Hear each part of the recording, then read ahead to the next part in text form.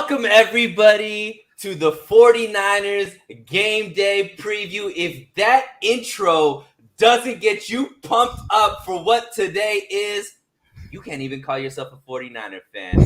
I am your host, So Real Suneil. To my left, I have the man, the myth, the legend, Jack Hammer. Jack, how are you feeling? It is game day finally. Let's go. I'm excited. I'm excited. This thing going after all this off season, all the talk, everything. I'm looking forward to getting in this thing and watching the team play today. Look, this whole offseason, we've had nothing but questions. We've been trying to figure out who's the starter, who's going to be playing, what kind of system are they going to be using, how is D'Amico Ryans going to be doing. It's been question after question after question. And finally, Jack, it is time to get some answers, right? So That's right. this show is going to be happening every single Sunday before the 49ers game. Obviously, it's week one. We are playing the Detroit Lions. So we're going to be talking about everything and give you everything you need to know to be ready for the game. But to start out, Jack, it just won't leave us, right? We are ready to start with our game one starter, Jimmy Garoppolo. However, Adam Schefter this morning put out another Mac Jones rumor talking about the 49ers traded up really to block New England from being able to draft Mac Jones. So we all know they didn't draft Mac Jones. What do you make of all this article from Adam Schefter and the timing of it all being right before the game starting, Jack? Yeah, I think this is more about Adam Schefter just needing to come up with some kind of an angle for a storyline on Mac Jones than it does really anything to do with the 49ers. Because when you read through that little article that was on ESPN, there's really nothing to that article. It's a big nothing burger when you read through it. And he goes through a bunch of different stuff, but here's the portion of it that really kind of just throws it all out the whack. It says. This belief contributed to the Niners completing the late March trade that sent 3 first-round draft picks to the Miami Dolphins to move up to the number 3 spot, which gave them the opportunity to draft Jones or any other quarterback they deemed worthy of that slot. Well, no kidding, Adam. Thank you for that genius quote. I mean, that's fantastic. We're pretty sure that's what happened. And, this is an interesting one, and it allows me to kind of talk about something that I was thinking about throughout this whole recently about this whole Mac Jones 49ers Trey Lance saga that's been playing. I think that the 49ers original target was Mac Jones. Okay. The original plan all along was that they wanted to make big changes, sweeping changes to their quarterback room. And I think that originally they wanted Mac Jones to be the guy, and they wanted to have a veteran who was going to be a solid backup because they know that Mac Jones was of the guys that they were going to be able to get at 3, was the most ready to step in and be the starter, or the best of the guys that they could draft. Yeah, he was going to be the most pro ready that could step in and play right away.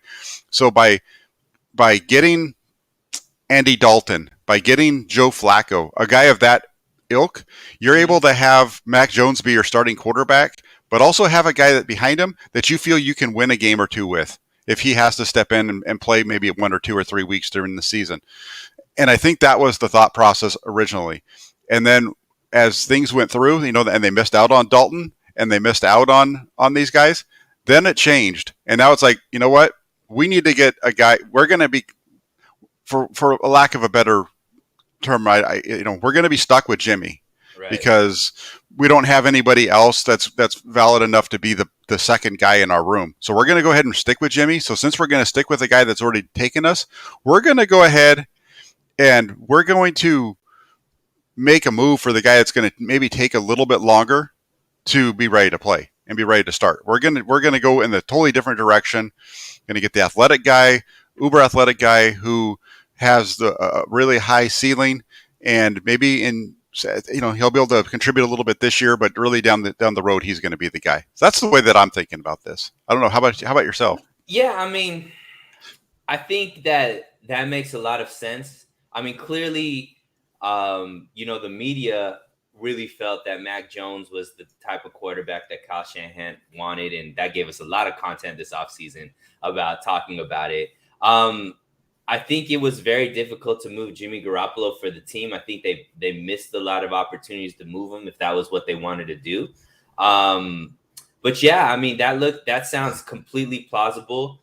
I just feel that why are we still talking about this, right? Like at the end of the day, they picked Trey Lance. They had every opportunity to pick Mac Jones. And if they really believed in Mac Jones, like the only pushback I'd have to your theory is that if they really believe Mac Jones could be their quarterback of the future, they would have still picked him even if Jimmy was there or Jimmy wasn't there, right? So like they picked who they felt like was going to be the best quarterback for the 49ers the next 10 years. They had the pick of the litter after obviously Trey Lance and Zach Wilson. They had after Trevor Lawrence and Zach Wilson. They had Trey Lance, Justin Fields, Mac Jones. They felt like for the next 10 years, Trey Lance is going to be better than those other two options. Otherwise, it was a stupid pick, right? If it's just about scenarios, that's a dumb way to look at it in my mind, because it's like, this is going to be your quarterback for the next 10, 15 years. You pick the best guy, whoever you think is going to be the best person for the next 10, 15 years. So I'm hoping that they looked at Trey and they said, this is going to be the best quarterback out of this class that we have available for the next 10, 15 years. And if they didn't look at it that way and it was just about, we have this situation where Jimmy's here, I think that's just a dumb way to look at it. If you think Mac Jones is better, you better have picked Mac Jones, because you're not going to be able to pick another quarterback for another 3 years at this point. Right. So, So moving on, what are we going to move on to? Yep, let's jump over to who's in and who's out, because the 49ers just announced their inactives for today. So okay, so let's talk about, because we know there's a lot of injuries. We got Javon Kinlaw, Mosley, all these kind of people. So you tell us who's playing and who is out.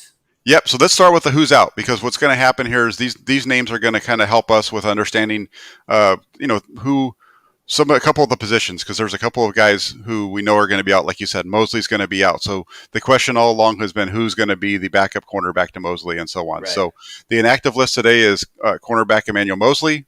No surprise there. Also, no surprise that defensive tackle Javon Kinlaw's on the list. Then you also have offensive lineman Aaron Banks. Again, not much of a surprise there, considering he's missed the last two. He missed the last two preseason games after getting injured in the opener against Kansas City. Mm-hmm. And then here comes the one that's kind of helps us with figuring out who's going to be in. Quarterback Josh Norman is not active for today. Really? And the big surprise, I know for myself, is running back Trey Sermon is also inactive. Wow. Okay, so that's huge, right? Mm-hmm. Obviously, let's start with how this changes the dynamic of. Let's start on the defensive side first. So with Josh Norman out, that really means one of these rookies is probably going to start. So out of Lenore and Ambry Thomas, Jack, who do you think takes that second cornerback position next to Jason Verrett? Yeah, I'm going to say I think this really comes down to. I don't think it comes down to a choice between the rookies. I think it comes down between Lenore and Dante Johnson, because remember they activated Dante Johnson to the active roster, and he's actually one of the actives for the game today. When they activated Johnson yesterday, you knew that he was going to be active for the game. So then it was a matter of was it going to be Norman or one of the rookies that wasn't active, right? So yeah. I think my preference is that they go with Lenore. My gut tells me that they're going to go with Johnson because he's the veteran, but I want to see. I'm going to go with. Just to throw in, to not be Adam Schefter and hedge my bets, to actually make a prediction, I'm going to say that Lenore is starting and they activated Johnson because they want to have a backup in case he struggles early. I think that's smart just because of the matchup, right? So the Detroit Lions don't necessarily have crazy receivers where you feel like they're going to be matchup nightmares. I think that give Lenore the experience, right? Give him an opportunity to start, be out there against a team where their receivers aren't people that you necessarily fear. Give him that confidence because, coming up even next week, if Mosley still isn't back, you're playing the Eagles that have some pretty decent receivers there. So we'd want a confident cornerback that's had some experience that that could be there. So I'm with Lenore as well, not only for today, but really thinking about the future if Mosley's out for multiple weeks. So let's move to how that changes the defensive line now. So there's been a couple of things that people have been talking about. Obviously, Contavious Street would be, a person that you could just plug in to that position that Javon Kinlaw is not going to be able to play in. And he's played well in the in the preseason and really flashed. So that would, I think, be the maybe like the first choice. But another thing is move Eric Armstead into the interior full time, and have just Bosa and Ebicom play on the outside with Arden Key jumping in, and obviously D Ford. What do you think the route that the 49ers take as far as now shifting around this defensive line with Kinlaw not being there? I think what you're going to see is it all depends on how much they're in base and how much they're in nickel. When they're in base, it's going to be Javon Kinlaw. He's been the backup to Kinlaw. Contavious Street? Yeah, I'm sorry. Yes, Contavious Street. He's been the backup to Kinlaw. Going back to last year, he's been the backup to him throughout this preseason as well. So Contavious Street's going to be in there when they're in base situations. And then when they go in the nickel, that's when, when they go into nickel, there's really only one defensive lineman that's out there that's not a defensive end, right? And that's probably I'd say that's going to be a rotation between DJ Jones and Kevin Givens, because Kevin Givens was active today, which was a little bit of a surprise also, considering he had been nicked up all throughout the week. I think at one point he might have even been listed as doubtful compared to the other two. So I think those are the top two guys, because I think they're the two best pass rushers. So when they get into those nickel and dime situations, I think that's who we're going to see. Because then you have Zach Kerr, but Zach Kerr is more of a run stuffer, so he's going to probably be rotating in there with DJ Jones and more behind DJ Jones than Contavious Street would be my guess. And just looking at the matchup with the Detroit Lions, really the only person that I look at, well, there's two people on their team that I look at that is could be dangerous. Obviously, their tight end, I can never pronounce his last name, Hackensack or whatever his last name is. And then their running back with Swift, right? So I think that Detroit is going to be a run-first team because of the strength of their running back. So one thing that Javon Kinlaw was pretty decent at was, the stopping the run game. Who's going to fill that role as far as being the run stopper? Because that is probably Detroit's only way to really be competitive in this game is really be able to take off with their running game. Who do you think could just jump in and make sure that he doesn't have a big game? Because I think if you stop him, Detroit's really stuck in the water. Zach Kerr is more of a run stuffer, So if you just want to clog up the middle, we go with DJ Jones and Zach Kerr. But if you want to be able to get after the quarterback while in that base situation, then it's Contavious Street. He's the better all around player.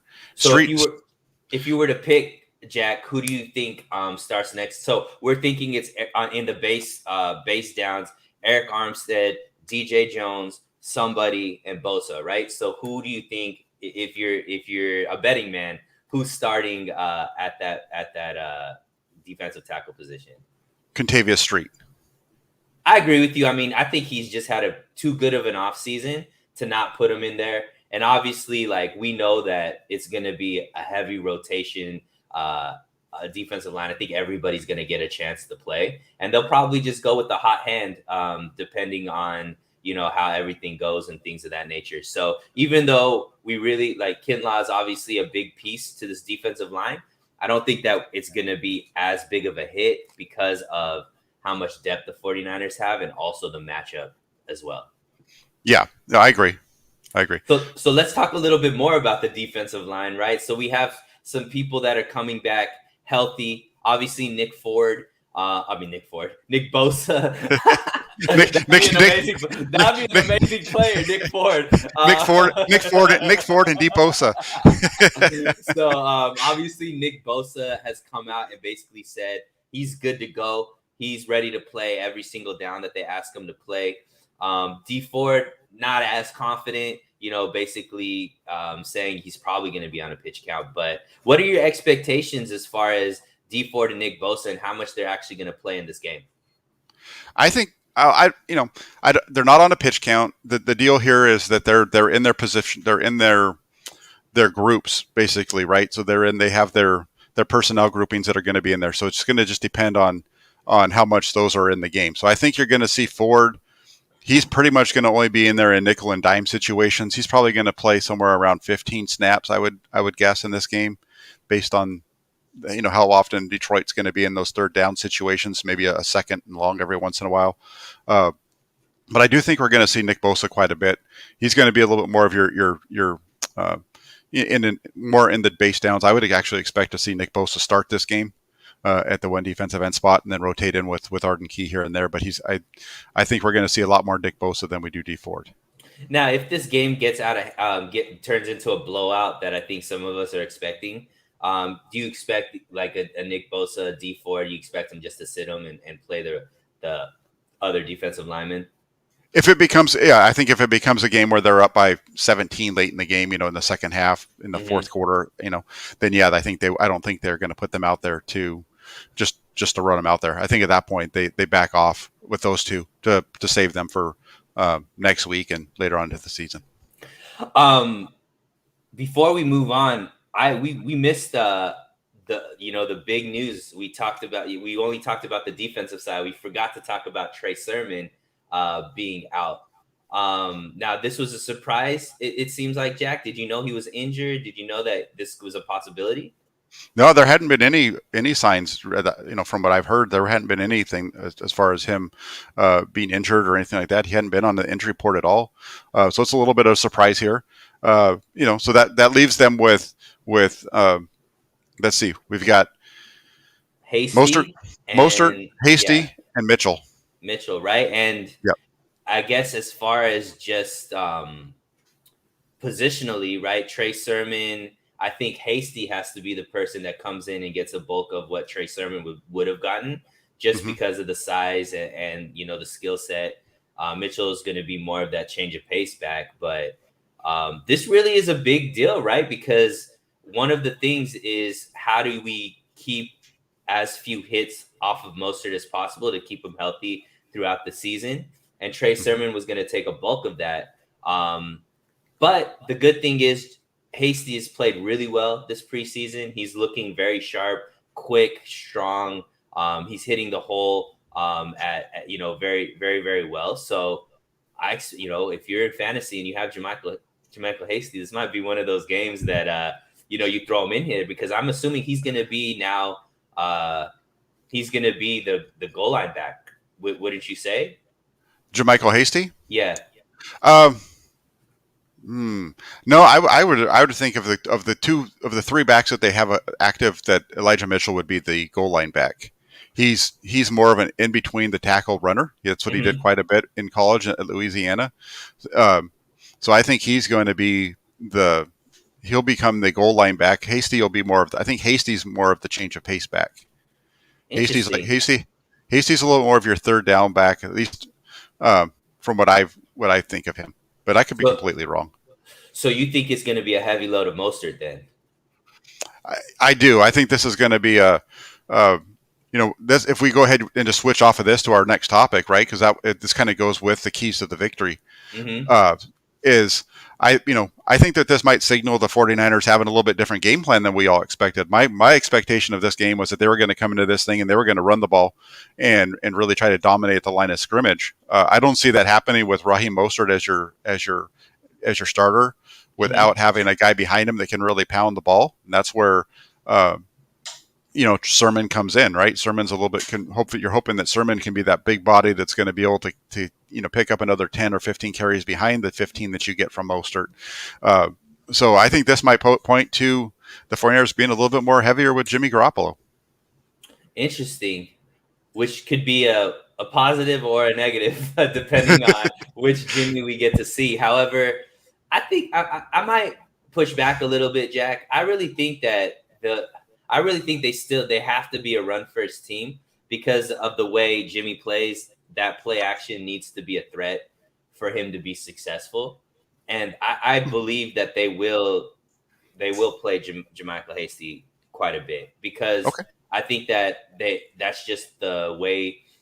Somebody on Grant's show the other day said Suneil's feeling those 2019 vibes, and when it comes back to the running game, I believe so. Like I think they need to go back to that three-headed monster and be able to keep a fresh running back out there at all times. And I think Hasty has proven at least in the preseason enough to be trusted to get 10 carries this game, right? So if you could give Raheem 10 to 12 carries, Hasty 10 carries, and then Mitchell come in there and get 6 to 10 carries, I think that's kind of what we're going to see. That way the play action could be a threat, because that's where Jimmy really is successful, is when the running game is playing really well, and then he has large windows to throw to where he doesn't just have to fit the ball into a small window. I just think that's got to be the game plan. So you got to use Hasty if Sermon's not there. Okay. You like Hasty over Mitchell? That's okay. I've been a big Elijah Mitchell fan, really since I saw him in camp. I watched him on film a little bit and like what I saw there, but Mitchell is a guy who early on in camp I thought was running the ball as good as anybody on the team. I mean, he was definitely better than Hasty at that point. It seemed like every time he touched the ball during the early portion of camp before he got nicked up, he was breaking off a big run. I understand they don't tackle in camp, but right. When I say he wasn't even getting touched. What I like about Mitchell and why I like him on the kickoff returns is he has an ability to cut and shift without losing any forward momentum.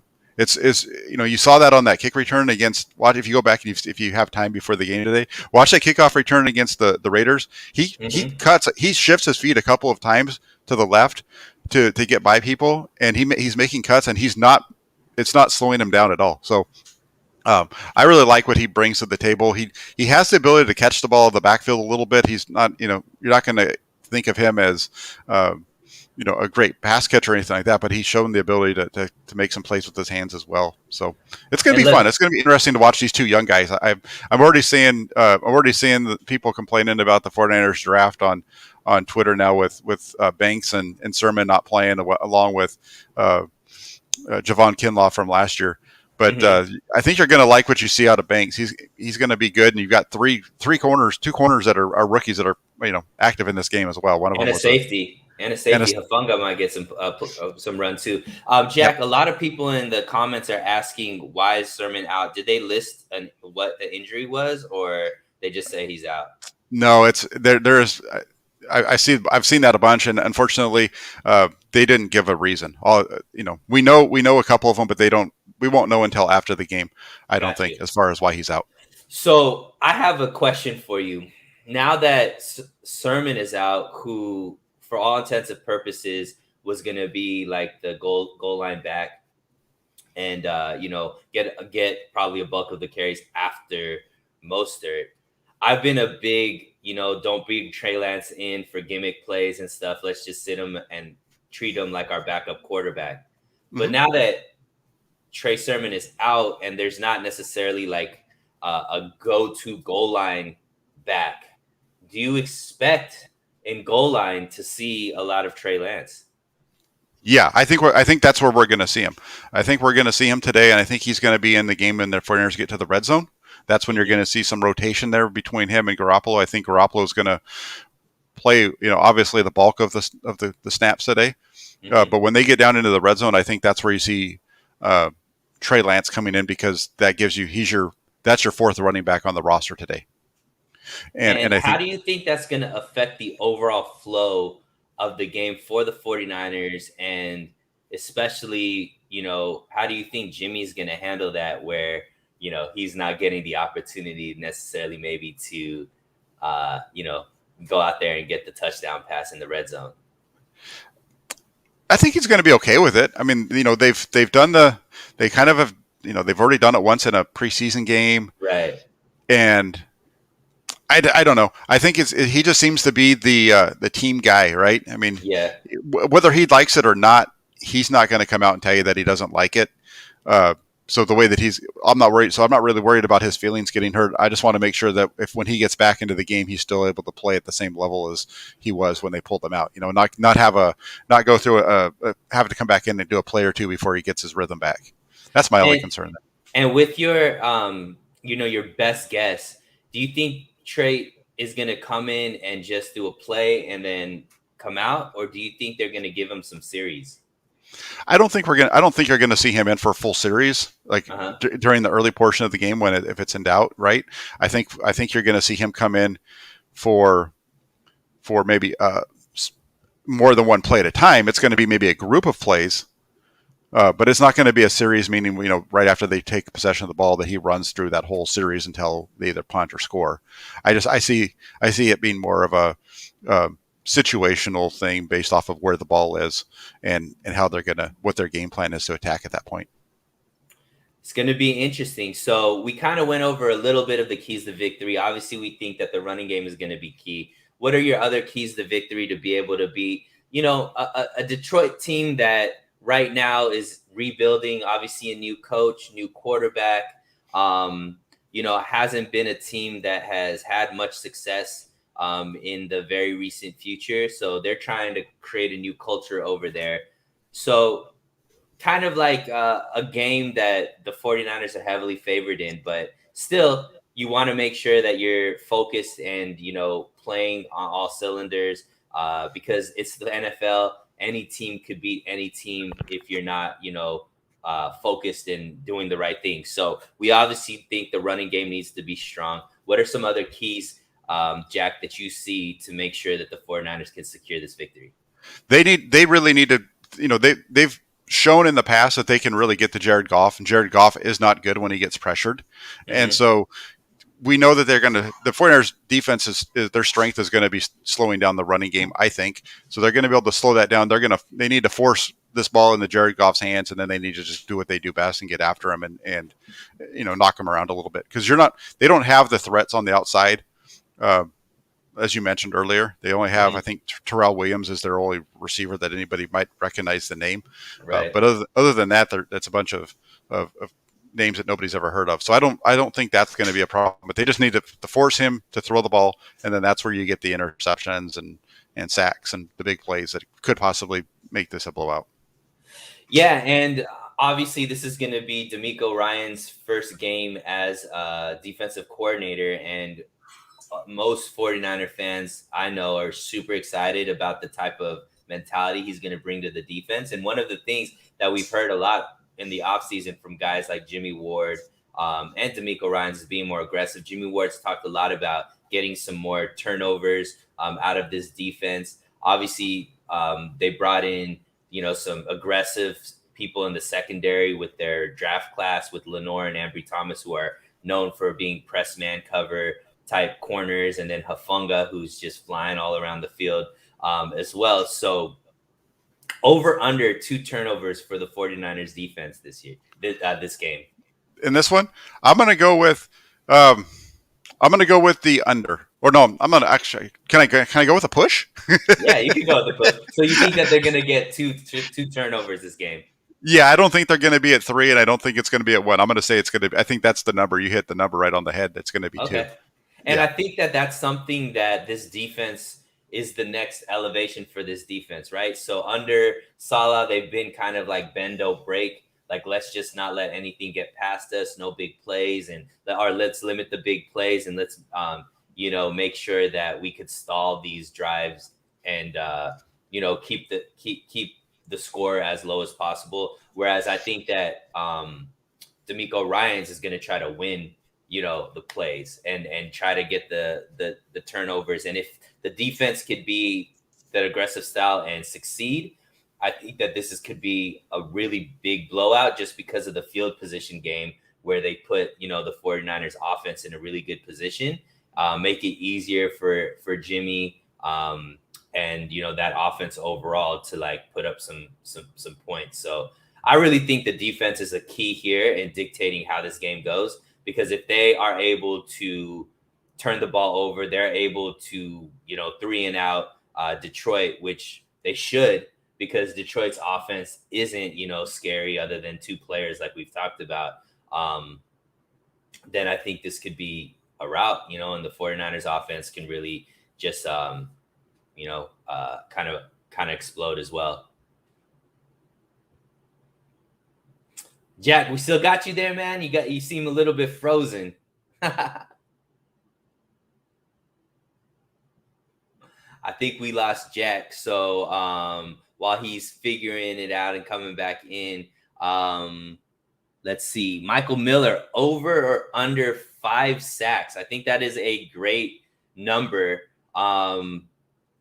Especially if Nick Ford, especially if Nick Bosa and D Ford are playing, I could really see this being right at 5 sacks, another push, because those two guys on the field at the same time are very much a handful for any offensive line.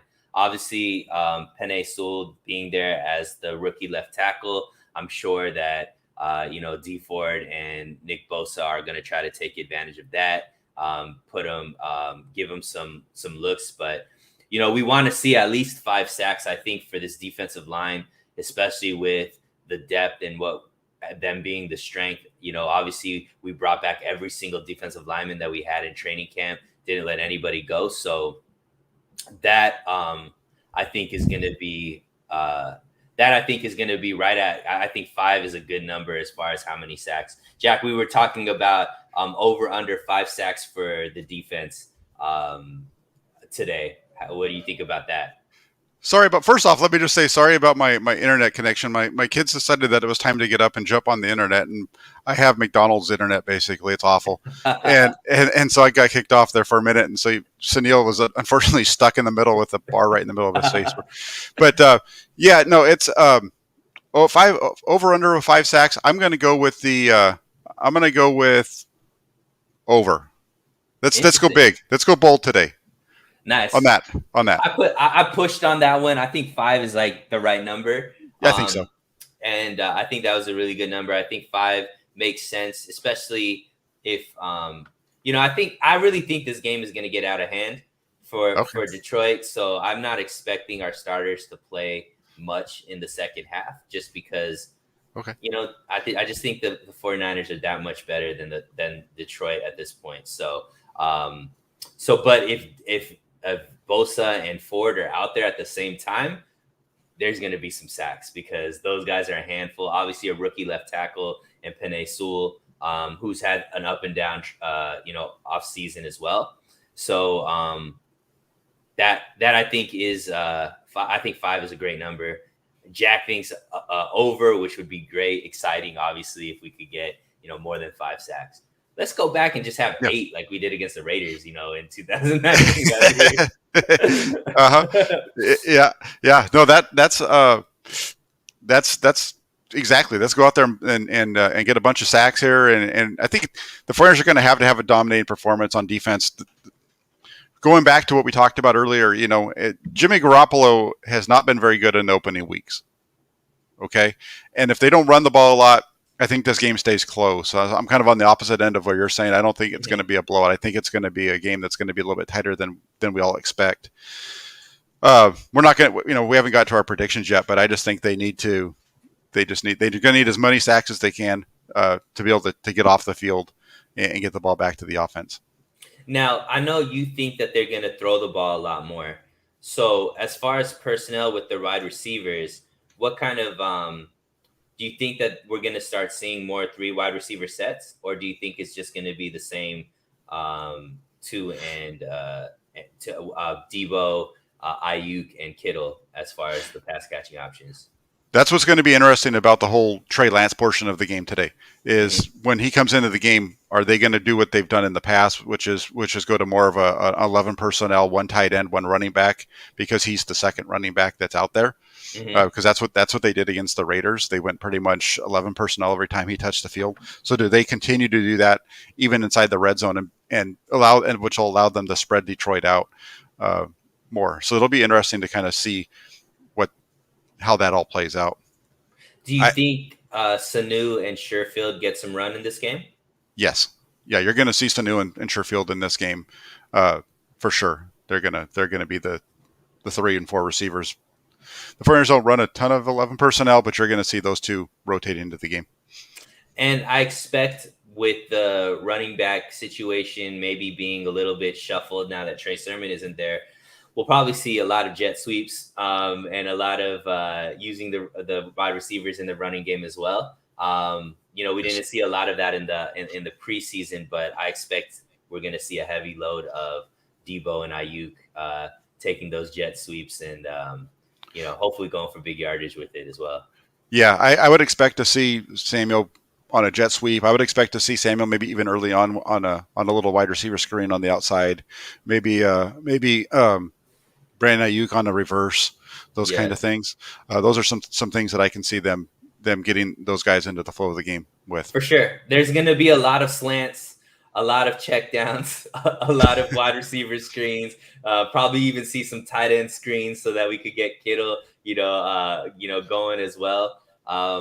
Yeah, but yeah, especially if the running game isn't where we want it to be, which look, Mostert could carry the running game against Detroit if he wants to, right? So we're kind of expecting that the running game might not be there, but we still have Mostert, who is our starter and is electric. So if he busts out a couple of those 40-yard, 50-yard, 60-yard runs, that play action will still be there, regardless of who's in the backfield. So I think that's going to be interesting, right? We really haven't seen the reins off of Mostert in quite a while, right? He was injured at the tail end of last season, didn't really play too much in the preseason. So what do you expect out of Mostert today?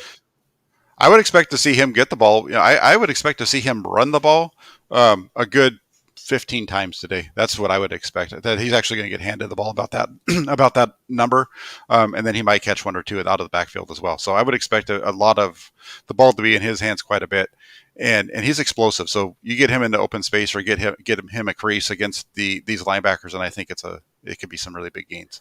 And look, we get to finally see our offensive line with Alex Mack there, right? So we haven't really seen Alex Mack as far as playing this preseason that much. We've all talked really highly about Alex Mack and what he's going to do for the offensive line. What are your expectations of that offensive line? Obviously, if we want a big running game and we want to give Jimmy some time, that offensive line is going to be key. Brunskill is the right guard. McGlinchey, Tomlinson, and obviously Trent Williams that is there. What are your expectations out of this offensive line? Because obviously they're a key to victory based off of everything we've talked about. Yeah, I think the offensive line is going to look good today. Now that they're going to have Trent Williams back over at left tackle finally because he hasn't been there for a while, in preseason, and Alex Mack in the middle, he's the quarterback of that group. He solidifies everything that goes along that offensive line. So that this group I think is going to be much improved from what we saw last year. Look for them to really dominate when they try to run the ball. At least I think they're going to be able to open up some big holes and create some space for these guys to make some really nice runs. And I think they're going to keep Garoppolo clean as well. And let's talk about the phase of the game that we don't really talk about a lot, which is special teams. All right. So we've kind of, based off of the 53-man roster that they put out, it looks like Ayuk is going to be, the punt returner, and as kick returner is Mitchell, correct? That's how they have it on their depth chart. Yes, that Okay. You're going to have Ayuk returning punts and Mitchell returning kicks. What do you expect out of that, as far as now that we have like two weapons in the kick returning game? Do you expect that to be a change for the 49ers? I hope so. I expect last year the 49ers had trouble on kickoff returns just getting the ball past the 20, even Right. getting out to the 25. So if they can consistently get it past the 25-yard line, that's a win for the kickoff return game today. And I think that's what we see with Mitchell. So if they can get that ball out to about the 30 or so, that's going to be a big key. I don't expect to see any necessarily big returns out of him, but a big return for the 49ers is getting the ball out to the 30. It shortens that field a little bit. And then Ayuk, he's a heck of a returner. A lot of times with the punting game, it's really hit or miss whether or not they actually get to return the ball because these guys just kick the ball so high and there's fair catches and things like that. So Right. you might not see it, might not be something that really impacts the game greatly today. But definitely, if that's what continues throughout the year, there's going to be some plays that come out of their return game that we haven't seen the last couple of years. I Really, love last it. year. I love it. So we are about 47 minutes away from kickoff, or as at least the game starting at 10 o'clock. So we're about 40 minutes in, Jack. Let us do predictions. All right. Yep. So Yep. let's talk about what you expect from this game. Who do you expect to win? And let's see, even if you can give us maybe what the score might be. Yeah, I've got my score. My scoring line is 49ers 20, Lions 16. That's my score. Wow. Okay. So you really think this is going to be close? Yeah, I think it's going to be close. I don't think it's going to be. It might not be a game where it's 20. Really that tight throughout the game. It might be a situation where the 49ers are up, say 26, and then there's a touchdown that makes it, or something like that. Maybe it's 20-9, and then you get a touchdown late, makes it 2016. I'm not sure exactly how it's going to get there, but yeah, I would bet on the Lions if I was betting on the money line, or based on the betting, but based on the spread. I would take the Lions on that one and give and take the points to help help with that. So I think the spread's like 9, right? Yeah, somewhere around there. So I think I would bet. If I was betting on a team, my money would go with the Lions with the points. But I think the 49ers are going to win 2016. It's going to be a tight game, which is going to be fine. One of the other things too, real quick, if the 49ers, this is the third. I wrote this the other day. I don't know if whoever read my article or not.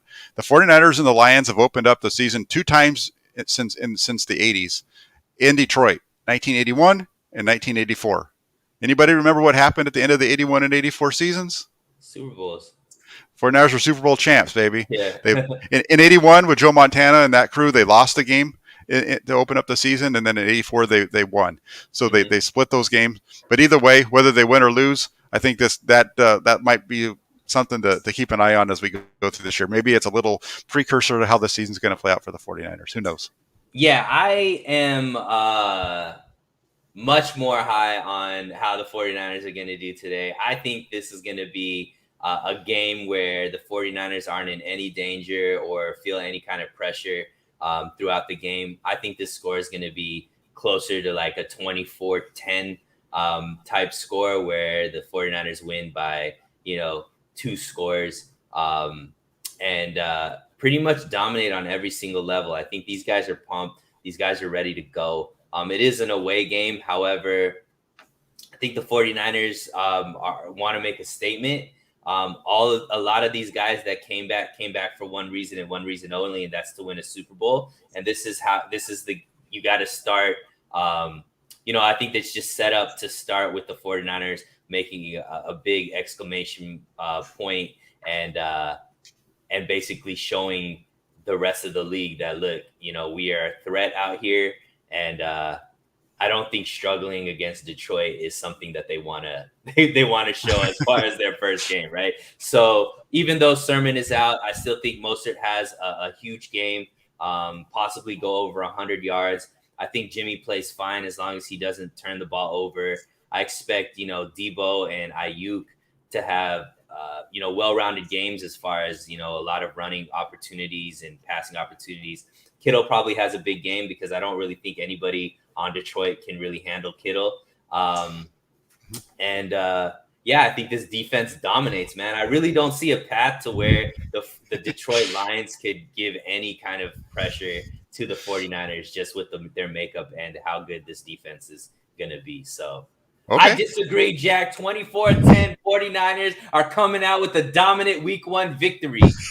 We're not that much different. You only got 4 points more for one team and 6 less for the other. Come on, man. Hey, but it sounds great, right? We're talking about a 14-point victory versus a 4-point victory. I could see this is one of those where you don't have a feel for either of these teams, and I've said this a couple of times on shows this week. Week one is just always a wacky week. All kinds of Right. crazy things usually happen here, so that's partly why I say it's going to be close, and it's not really an indictment on either of these teams as far as who's good and who whatever. I just think it's going to be close because it's week one. But hey, I would love to see the 49ers blow this thing out. I'd like to see them up. If they could be up by 20 at halftime, that'd be perfect because then I could start getting ready and so that I can get my writing started earlier. That'd be fantastic. But Yeah, and I mean, if it is a blowout, like in the third, fourth quarter, we might see them bring out Trey and have him play the whole fourth. So yeah, and again, that would be fun to see. Double B Studio, thank you very much for the donation. He says 49ers are going to score 21 in the first half, 10 points in the second half, and Jimmy will finish the game and start week 2. That's his prediction. wow. Hey, that's not a bad one. I think that could definitely be. So he's thinking 31 points that the 49ers put up. Very, very realistic. Yeah. So I'm with it, man. Double. Yeah, it's not a bad one. I would like to see. I'm a guy. I've said this. I think I might have told you. I might have, maybe not. But I'm a guy who really, I really like the guy. I love underdogs, right? I love that underdog story and watching guys who have been getting beat up on succeed. And in this case, I've been a big jerk on this whole thing. With regards to Jimmy Garoppolo, right? I wrote back, last year after the second Seattle game that they should trade him and move on from him. And I would like to see him come out and have a very good game today. Just to silence everybody, and that, and almost have his you like that moment, right? Yeah. And I 100% expect that he has a good game, and the reason why I believe that is just because of the opponent. You know what I mean? Like if we were going up against a really solid defense, maybe Jimmy, especially with he kind of builds through the season and gets a little bit better throughout the season. And, like you said, he's had some questionable games early in the season. I just think that Detroit doesn't have much for the 49ers at this point. 49ers are too stacked on all levels. So it's going to be fun to watch. We finally get to watch football starting in about 40 minutes. Real quick, we need to get to it, but I do want to hit on one thing because when we did our who's in, who's out, when we had Trey Sermon was out, and there was a lot of people wondering what the situation was there. It looks like he is a healthy scratch, so it's not an injury situation. There's something else that's going on. I'm sure we'll hear about it from Kyle Shanahan after the game. I'm sure that'll be one of the questions that should be one of the first questions that's asked in the press conference following the game. Somebody floated out there a trade to Baltimore, which would be ridiculous if they traded Trey Sermon. I don't think that's even in the cards, but that would be very disappointing if that happened in my books. Yeah, no, I don't think that's happening. But I just think it's a situation where maybe there's something in his preparation or something like that. Maybe like a personal situation. But guys, thank you so much for tuning in. Look, we finally get to see 49er football for real.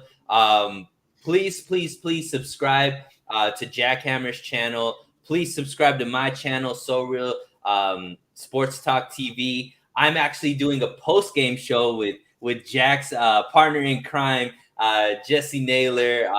We're going to be doing that about 6:30 Pacific time, talking about everything about the game afterwards. So please tune into that. And Jack, any final words for the faithful out there? Enjoy this one. It's the start of a new season, a rebirth of sorts. Every year you get to go through this, and it's going to be a lot of fun. Just enjoy it, and be ready to come out and have some fun conversations, because Niner Chatter is going to definitely be coming up on Tuesday, and that's really what that was all built for, was these post-game shows after the games, a couple days after, let you guys all, either soak in the victory or wallow in that defeat, and then come in and let you guys yell at me for a couple hours. So let's enjoy the game today. And like Suneil said, make sure you subscribe, like, comment, and everything on all this stuff so that we can grow our platform. That'd be fantastic.